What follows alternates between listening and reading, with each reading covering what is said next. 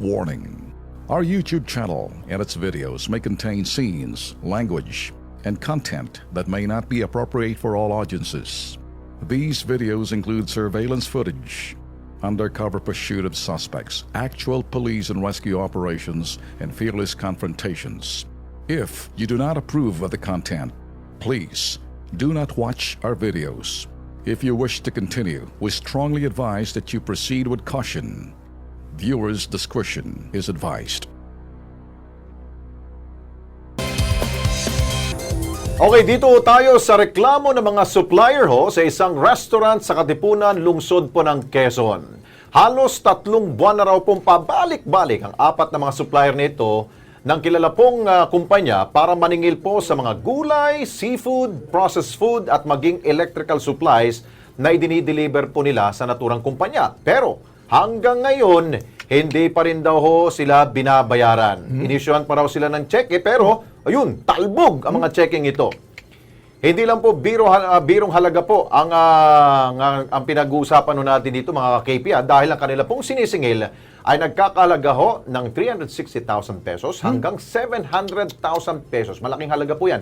$500,000 po yan. At para kompletong detalye, kausapin po natin ang mga nagreklamo na sumugod talaga dito sa Kilos Pronto. Walang iba kundi si Mary Lictao at si Ronald Kalukin at Kalusin. Kakalusin po natin mamaya yung ang kaaway ninyo. At ilang pa mga kasama na sina Rosel at si Lady Grace. Magandang gabi sa inyo, madam at gentleman. Magandang gabi po. Okay. Sino ba itong nirereklamo nito? Hindi ko binanggit. Kayo mismong bumanggit. Sino ba yung kalaban natin dito? Actually, sir, ang sinusuplayan po namin ng restaurants is Cravings. It is located on Katipunan. Okay. That's 286 actually, the number of the building. Tapos nag-start po kami as a supplier, that was October 31, so it should be holiday, but we really need to sacrifice dahil gusto nga din namin kumita. Tapos yun nga po, we trusted. Tapos ang payment po, the term of payment should be 30 days. Pero ang first collection po lang, we collected December 12 already. Tapos dapat 100,000 plus, pero they cut 70. Sa'yo, ano ang produktong pinapadala mo sa kanila? We started vegetables, tapos mixed with groceries at the same time eggs. Okay. So, magkano ang sinisingil mo sa kanila? Actual po, 403,081 pesos. So, hindi pa nila nababayaran yan? Yes, sir. Ang masakit pa sa amin, kung bakit kami andito ngayon, dahil pabalik-balik po yung ginagawa nila. So, pag andun kami collection day, Friday, andun kami lahat, suppliers, tapos at the end of the day, 7:30 na kami ng gabi, wala pa silang ni-release ng check. Tapos mag-follow up daw kami ng Monday. Okay. Tapos pag Monday, via email, call, and text, wala pa rin. So, we need to go there Wednesday. Tapos Friday, andun na naman kami. Tapos the bad thing for us, andun lang kami sa labas. Yung check releasing, sabi niya, bakit andito kayo? Sabi ko, why you need to question that? Common sense, andun na. So, iyan ang kwento mo, Mary, no? Yes. Ngayon, para makumpletong chapsoy, siyempre may sahog. Yeah. Si ang nagbibigay ng sahog, si Ronald. Ikaw, sa seafoods ka, no? Ano ako, sir? Ang mga electrical supply. Electrical ka pala. Sino sa sahog? Sino sa sahog? Ikaw. Seafoods ka. O, magkano utang naman rin nila? 360,000. 360,000. Yung electrical, paano nangyari yung pumasok sa pagkain to Sir, electrical? may mga ginagawa sila mga building or renovation ng mga okay. ano nila. So, doon ako pumasok. So, sa'yo, Mga- kinukuha yung mga ano na yan, gamit na Yes, yun. sir. So, magkano naman utang? 727. Mas malaki pala sa'yo. So, paano ho yun? Na, ganun rin ang kwento na pabalik-balik ka rin doon. Same lang, sir. Kaya nga nagkatagpo-tagpo kami doon. Dahil, yun nga, pare-paras kami pabalik-balik. Kaninong checking tumalbog?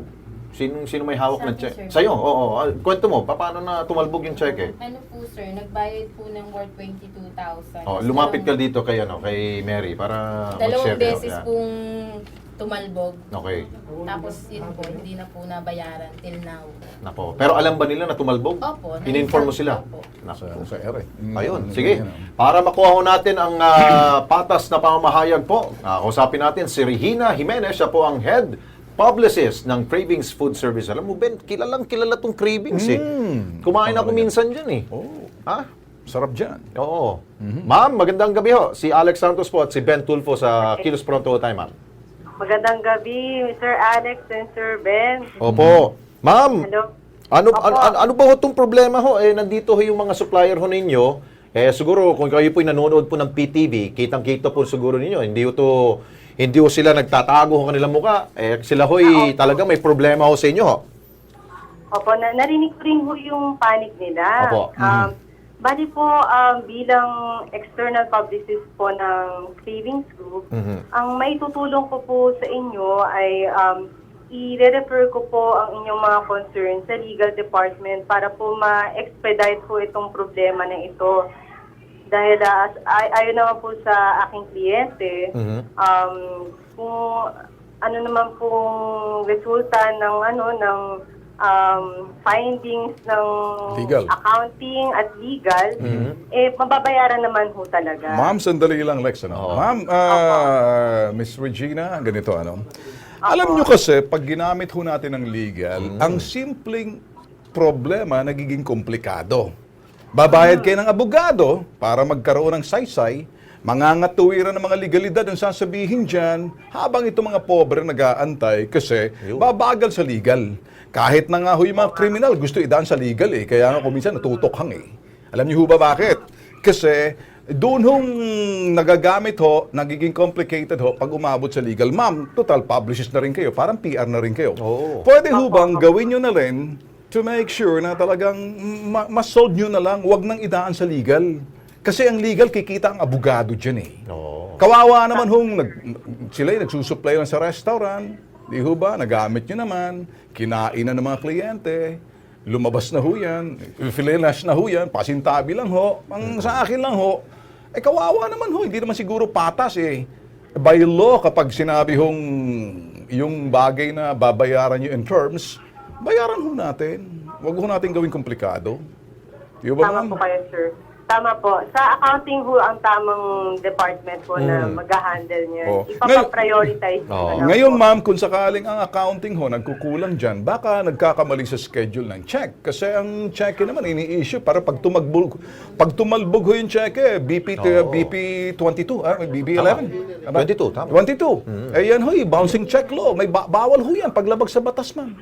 Alam ho ng legal yan yung check nitong pobre rito, pwedeng gamitin ho yan para ipakita na nag-bounce para magiging saysay, para mademanda ho yung cravings. Ayaw ho natin mangyari yan. Di ho ba, Tama po, ma'am? sir. Kasi kung Opo, nagkulang ho, tama po. ang pinakasangga ho talaga, ang nag-a-advise ho sa may-ari, una sa lahat, yung legal at saka yung accounting. Kung may HR, pati HR, tulong-tulong para hindi ho naiipit ng kakaroon ng problemang ang kumpanya. Tama po, sir. Di ho, ma'am? Ayusin po namin ang aming sistema, sir. Papasensyahan naman po. Pero Ma'am Regina, tanungin na rin kita, bluntly meron ba hong problema ang kumpanya ho ninyo? Ayun. To be frank po, sir, as an external publicist po, hindi po ako aware Okay. sa financial situation po ng aking Yeah. kliyente. So, Kami naman kasi, Ma'am Regina, naintindihan naman ho namin kung merong problema ho kayo financially, siguro maintindihan namin. Pero, kailangan pa rin ho natin, sagutin po ninyo yung utang ninyo ho sa kanila, di ba? tama po, sir. Tama. Parang at least, kung alam na ho natin na medyo nagka-problema ho kayo financially, at least, pwede rin sila mag-adjust. Pwede sigurong gawa ng staggered basis, Yun, di ba? tama. Merong madaling gawin. Huwag na ho natin daan sa legal ho yan. Tama. Naintindihan niyo ni Ma'am Regina. Ma'am, siguro sa tulong niyo, alam ko naman, communicator ho kayo Publishers is to communicate, di ba? You make simple, yung komplikado, gawin na lang ho nating simple. Di ho ba? Tama po. Kasi Tama you're also po. in the media pagdating ho ng mga ganyang klaseng situation. Gawin niyo lang ho, parang mamagitan na lang ho kayo, ma'am. O pwede ho ba, ma'am? I agree po. Alright. Ati, tayo naman, Ben, ayaw naman natin pahiyain itong kumpanya. Di ba, Regina? Tayo po Yes, lang, sir. gusto lang natin maayos itong mga problema. Dahil ayaw na ayaw ho yan ng ating bagong administrasyon ngayon. Nasabi mo rin naman kasi, Lex, na intindihan natin. Hindi ho Yeah. kami anti-business, ma'am. Yeah. Pro-business ho ang programa ho ng Kilos Pronto.